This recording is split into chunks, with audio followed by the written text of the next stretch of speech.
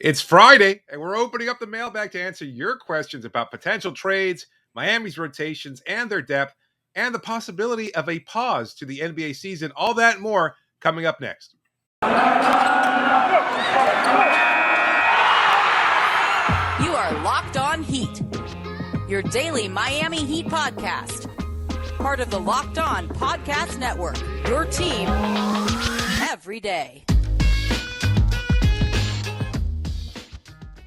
Hello, Heat Nation. It's a Friday edition of Locked On Heat, your daily podcast covering all things Miami Heat. However you may be listening on YouTube, Odyssey, or your favorite podcast app, thank you for making Locked On Heat your first listen every day. I'm David Ramil, and with me as always is my co-host Wes Goldberg.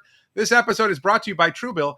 Truebill is the new app that saves you money by helping you identify and stop paying for the subscriptions you don't want or need, and can even negotiate better deals on those you want to keep. Speaking of things we want to keep, we want to keep talking about that big win over the 76ers. That's the first question we'll get to as we're opening up the mailbag. Wes, an exciting game. If you haven't checked out our episode recapping, it was right after the game ended. We did a live stream. I was still psyched up, trashing Joel Embiid and that loser franchise, the 76ers.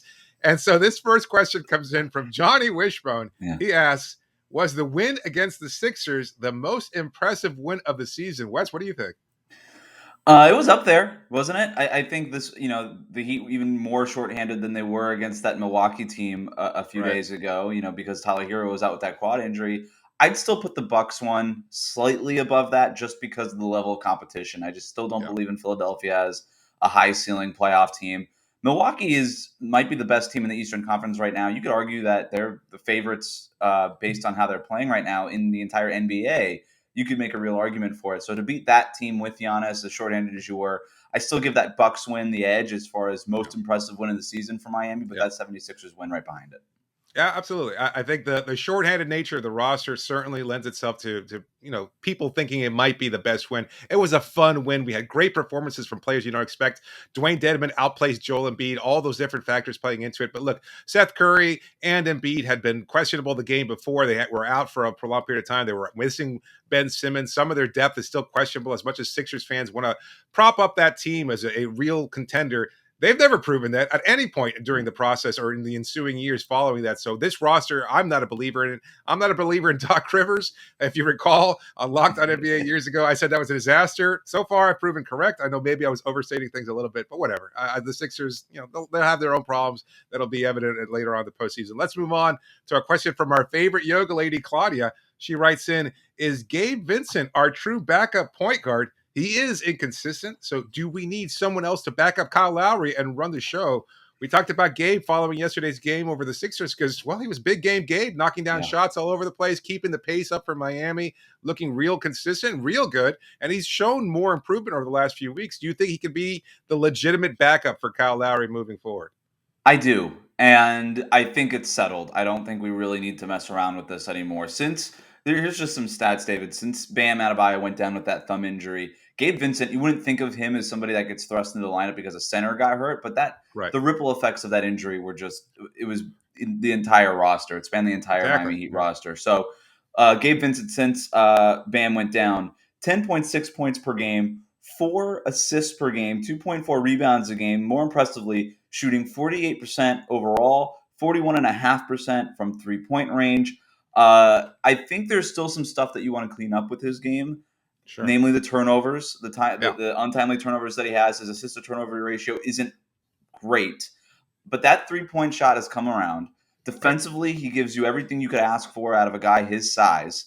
And at point guard, that's really good. I mean, just to be average defensively at the point guard position is a luxury. And what he's doing now from three-point range, you basically have this 3-and-D type of point guard backing up Kyle Lowry. You really could, at that contract, you really couldn't ask for much more. And based on where the Heat are cap-wise, I think they're kind of stuck with Gabe Vincent. I know there was talks about maybe going out for a John Wall if he were to get bought out by Houston or something like that. But I think all of the enthusiasm for that is completely curbed now. I don't think you need to do that at this point.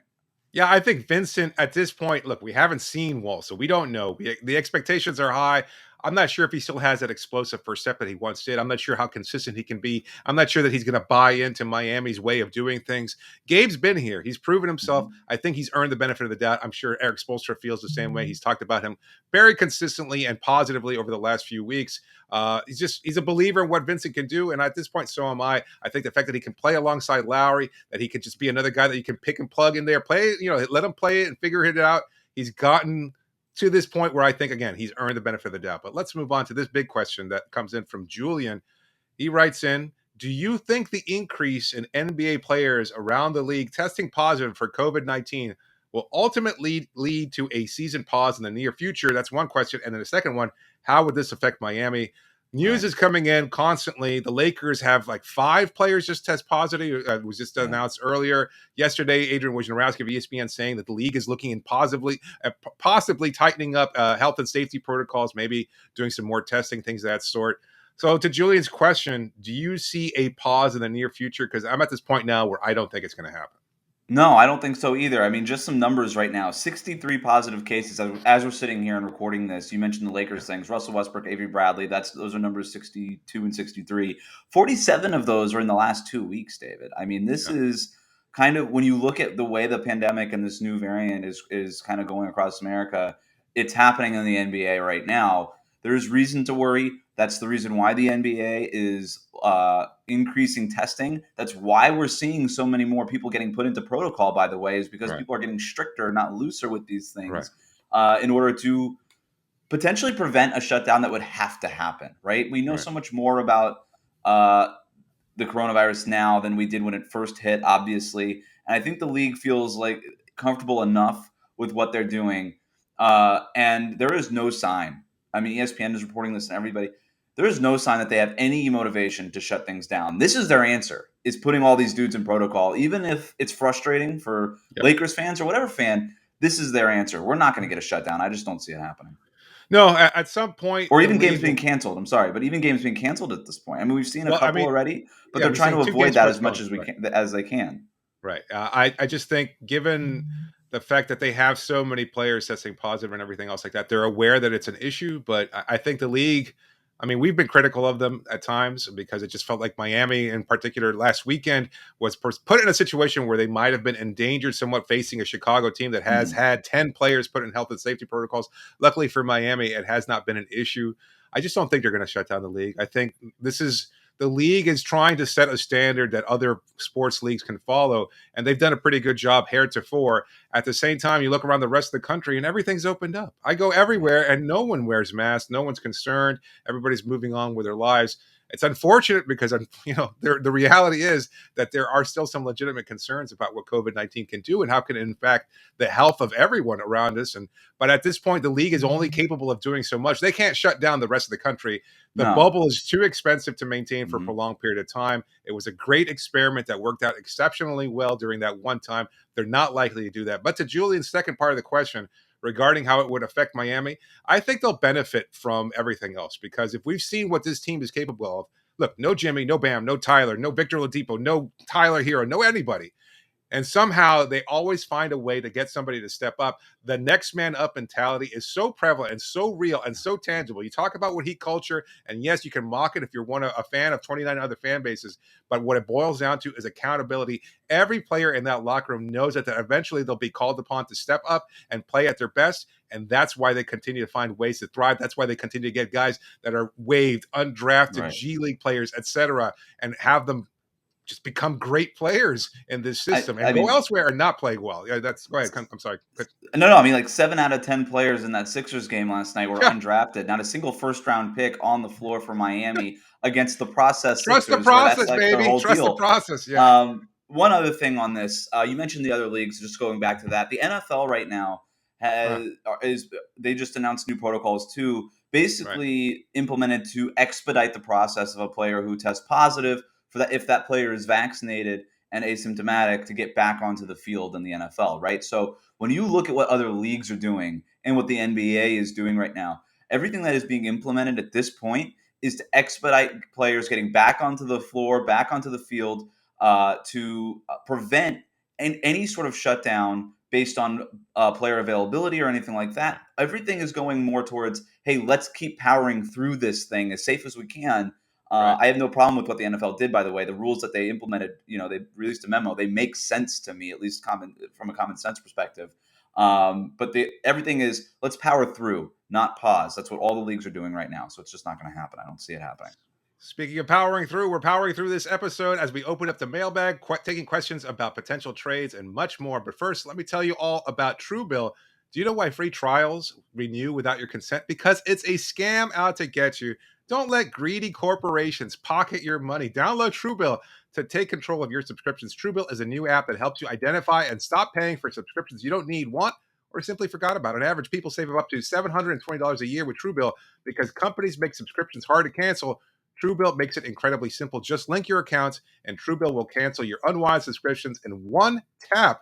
Truebill has over 2 million users and helps save them over $100 million. Don't fall for subscription scams. Start canceling today at Truebill.com/LockedOnNBA. Go right now. That's Truebill.com/LockedOnNBA. It could save you thousands a year. Who doesn't want that around the holidays? Truebill.com/LockedOnNBA. Thank you so much for making Locked On Heat your first listen every day. We're moving on with this episode of the Mailbag. Make sure to always subscribe wherever you get podcasts and especially on YouTube to help us out. We definitely want this continued feedback. You guys have been doing an excellent job interacting with us via DM, via email, etc. Keep up the great work. We love getting all this feedback and questions from you because this makes episodes like this possible. So keep that up, please. Thank you so much. And again, I got a reminder to please subscribe to our show on YouTube. Anyway, we'll move on with this question from Sean305. He writes, is it reasonable to think the Heat can go 500 without Jimmy and Bam? What winning percentage is most realistic? That's a tough one, Wes, because if you look at the specifics of the schedule so far, Jimmy got hurt against the Denver Nuggets. They lost Bam the very next day. Before the very next day, he got hurt against the Nuggets. He required surgery, or it was announced that he would require surgery before the Heat went on to take on the Cavaliers. So they started off 0-2 right there in the Jimmy/Bam-less era.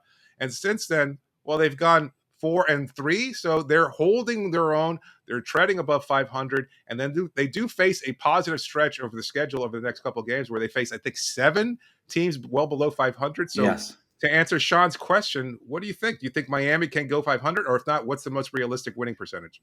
I think 500 is the bare minimum realistic. I think actually if they go 500 over this next 10-game-ish stretch, that would be a disappointment. Now, Jimmy and Bam, we don't know when Jimmy's going to come back. We know that Bam is going to be out 4 to 6 weeks. So I don't know for the entire portion of the 500. I'm not even going to venture a guess at winning percentage. I'm not into that. It doesn't make any sense to try to project what's going to happen 2 months from now. So, but I will say this, in this short term, like the Heat have basically hovered at and around 500 without Jimmy and Bam for the most part against some pretty hard competition. And you look at the schedule coming up, out of their next 9 opponents are above 500. They're only playing one opponent with a winning record as of today in the standings between now and January 2nd. Orlando, Detroit, Indiana, Detroit, Orlando. I mean, just that group of 5 right there. Can you name 5 more sad teams? If you can, it might be Houston who they play later on. It might be Sacramento who they play later on. Like the only above 500 team that they play this entire time, David, is Washington. And I'm not that scared of Washington. They've been on the downslope lately, not after starting the season as strong as they did. So I think that there is an opportunity here for Miami to work themselves into a pretty comfortable cushion going into a tougher part of their schedule later in January. But hopefully by then we're starting to hear stuff about Bam coming back. And hopefully by then Jimmy has been playing a few games. Absolutely. We'll answer a question about Jimmy's status later on in the show if we could get to it. But as far as the winning percentage in all the games, my only caveat is this, and I think it's a pretty good point, is that these teams are hard to predict. We've seen really good Miami teams stumble against 500 teams. And although I think this season is different, where, again, this roster is currently comprised, led by veterans like Jimmy, Bam, Kyle, etc., know how to handle these sub-500 teams. If they're missing Jimmy or Bam, it makes the challenge that much harder. If Miami's able to consistently win and build up their record, look, everybody's going to want to take a shot at this group. Orlando's going to have something to prove as the interstate rival, etc. I could see them challenging Miami. Miami's going to have to play their very best, regardless of whoever's on the floor. So far, they've shown the ability to do that. But I am, like you, confident that they're going to be able to win most of these games during this stretch. If not, I just don't think it's that severe either, because again, you take into consideration the fact that they're missing these key players throughout the rotation.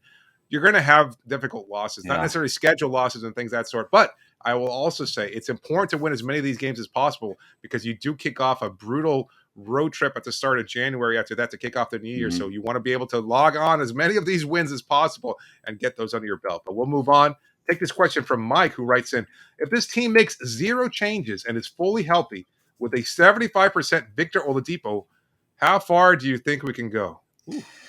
Yeah, I mean, look, Brooklyn right now is the only team I'm very concerned about in terms of Miami's matchup. I think from pace of play, from a stylistic standpoint, they can hang with Yeah, Brooklyn. Maybe better than any other team in the Eastern Conference right now. My only agreed. question is who keeps pace with Kevin Durant in a 7-game series?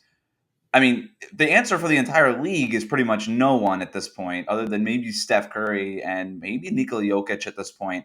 But as far as what Kevin Durant can do, not just from the mid range, but the efficiency with which he shoots the three and all this stuff, it's just Right. not something that anybody on the Heat can match. Jimmy Butler has to have a bubble like performance for the Heat to get through Unlikely, that yeah. kind of, and yeah, unlikely because it was historic, right? And it would take that kind of level to do it. Milwaukee, look, the Heat, they've sort of figured something out in this matchup. I think they would still be an underdog in that series, but Oh, for it sure. wouldn't.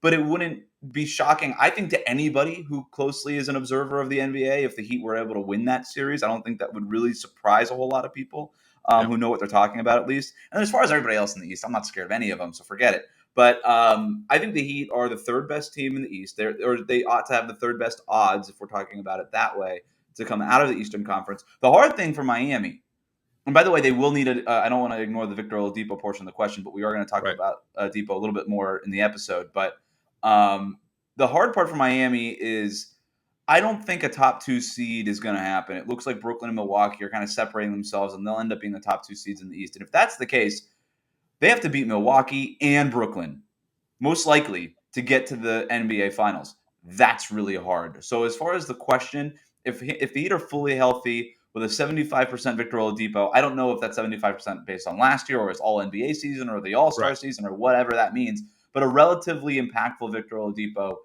I can see this. I would maybe bet on the Eastern Conference Finals, but I don't know, man. Like it just depends on how those other teams looks. Brooklyn is really optimistic lately based on these reports that Kyrie Irving might come back at some point. And if that's Yeah. the case, forget it. Brooklyn's going to the finals, but I don't know. That's my answer, I guess. Listen, it's a good one, and I think you're absolutely right. Like the high level of variance a player like Kyrie represents for the Nets. Mm-hmm. He's going to come in recharged, probably jonesing to play basketball after a prolonged period of time. I think the reality is also he's going to be impactful because he's just that kind of player. For all of his deficiencies defensively, he makes so much happen on the offensive end Yeah. that they're going to be a powerful juggernaut of a team. They've been able to do this with James Harden being in and out of the lineup, with Kyrie not playing at all, et cetera. They're still tops in the Eastern Conference. So, Right. I mean, just based on And the we fact and I that can already KD is as good hear as he is. I can already hear the most homer of our fans saying, "Well, we got PJ Tucker to stop Kevin Durant."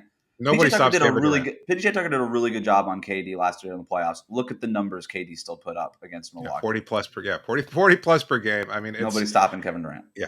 And that's the problem. And at the same time, I look at this Heat roster and the kind of play that we've gotten from guys like Gabe, from Caleb Martin and others. It shows that this team has a lot more depth. I wonder how Spo will be able to juggle these rotations, whether or not he'll tighten the rotation, which he has been prone to do over the course of his career. So those are interesting questions about whether or not you're able to tap into this kind of depth. We'll tackle some questions later on about potential trades, about picking up players off waiver wires and things of that sort. The buyout market always looms large. I don't know. I don't know whether or not Miami's going to be making roster changes or not. But at this point, with this roster, to follow the question, I think they have a good chance of advancing to the Eastern Conference Finals. And if everything breaks right, and it kind of has to, then they'll be able to at least go to the NBA Finals. I think That's all that's you a do, real and that's all you can really do, right? Unless you have LeBron James, like the Heat did, and that's the right. expectation to reach the finals, or you have Kevin Durant in this instance of Brooklyn, Yeah. or Giannis in the instance of Milwaukee, where the expectation is that you should be reaching the NBA Finals. Unless you have that kind of player, and the Heat don't, then all you can do is give yourself an opportunity. That's what they did in the bubble, and that's what they're doing now, apparently. Yeah, absolutely. So we'll move on and answer some more questions about those potential trades in the next segment. But first, a little reminder you should be trying Built Bar, especially now around the holidays. You could probably use a little treat, a little snack to keep you going and fuel you as you're making your last minute shopping. Well, Built Bar is the treat for you. So many delicious flavors, all filled with holiday goodness, low in calories, sugar, net carbs, fat, and yet high in protein. You get the best of both worlds, delicious and healthy. So many flavors to choose from. You get a mixed box with all of your favorites. Built Bar gives you that extra fuel again. If you want to get from place to place as you're visiting family and friends, Built Bar is the solution for you. People are so passionate about their favorite flavor. Make sure you let us know in the comments which one is your favorite because we want to hear from you. You can always dip your Built Bar into a piping hot cup of cocoa. Amazing combination. You'll be sure to love it too. It's so decadent. It's just as good as eating any slice of cake or pie or any of the other great holiday desserts that a lot of people eat around this time of year. So much to do, so much to eat, so much to try and fill in during these times. It can be stressful for everybody. You never have to make any tough choices when it comes to Built Bars because they're all great, all covered in chocolate, soft and easy to chew. And again, keep you going with all the nutrients you need. So go to built.com, use the promo code LOCK15, and you get 15% off your order. Go to built.com, use the promo code LOCK15, and you'll get 15% off your next order. On top of that, BetOnline has you covered all season with more props, odds, and lines than ever before. As football season continues their march to the playoffs, BetOnline remains your number one spot for all the sports action this season. Head to our new updated desktop or mobile website to sign up today and receive a 50% welcome bonus on your first deposit. Just use our promo code LOCKEDON to receive that bonus from basketball, football, NHL, boxing, or your favorite casino games, Vegas casino games. Don't wait to take advantage of all the amazing offers available for the 2021 season. BetOnline is the fastest and easiest way to bet on all your favorite sports. BetOnline, where the game starts. And don't forget to use that promo code LOCKEDON.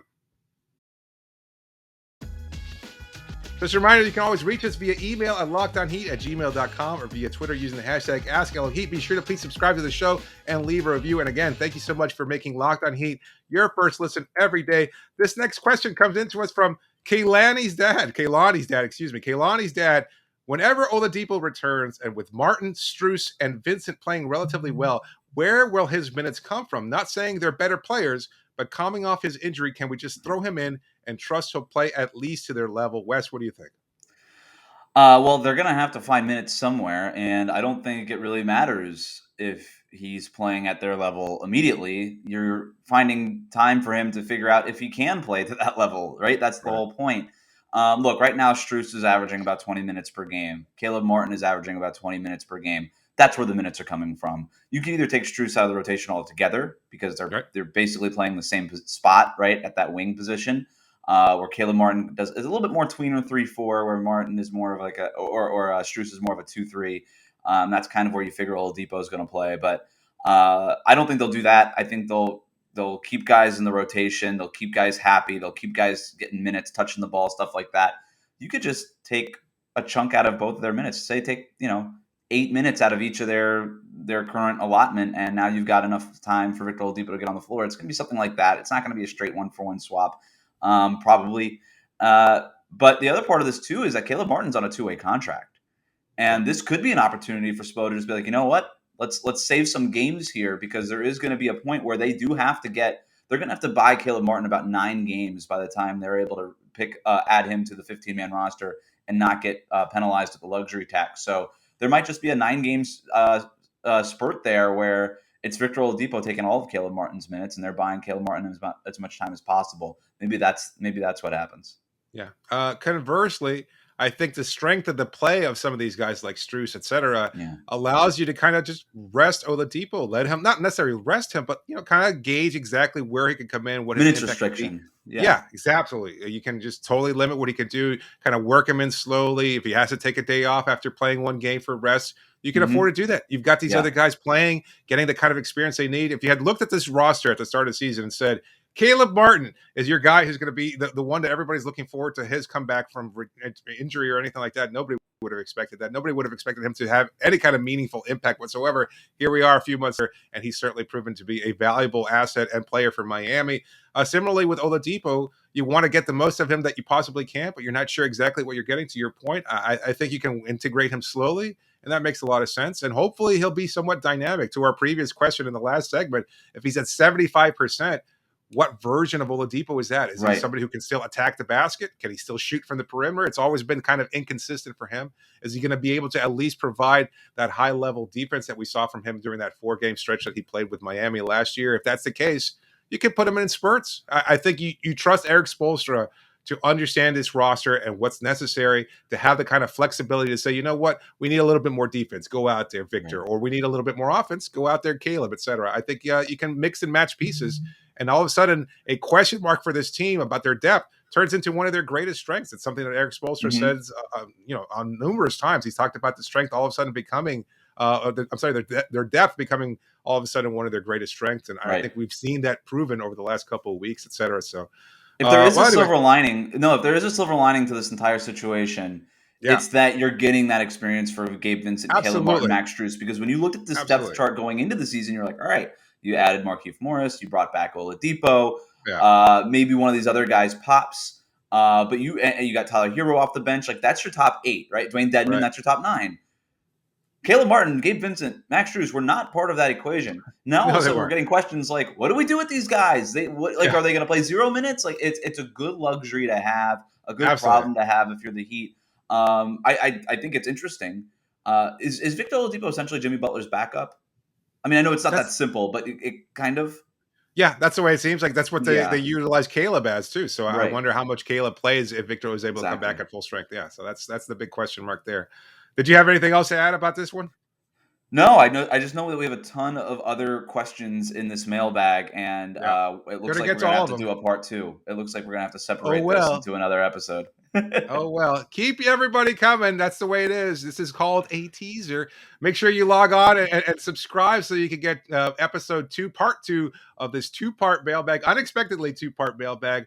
It should be out soon. In any case, make sure you keep these questions coming in. Like I've said before, we love your feedback. Use the hashtag AskEloHeat on Twitter. You can always reach out to us via email, leave comments on YouTube, etc. All this great way of leaving us feedback and comments and reviews and everything else. We appreciate all of them. Thank you so much for always being so supportive. And again, thank you so much for making Locked On Heat your first listen every day. Make sure you also check out Locked On Bets, your stop for all your questions regarding gambling and anything else that you might need as far as potential games to place wagers on. Locked On Bets is the answer for you. That's all for today. This is David Ramil signing off for now. Thanks for joining me, Wes.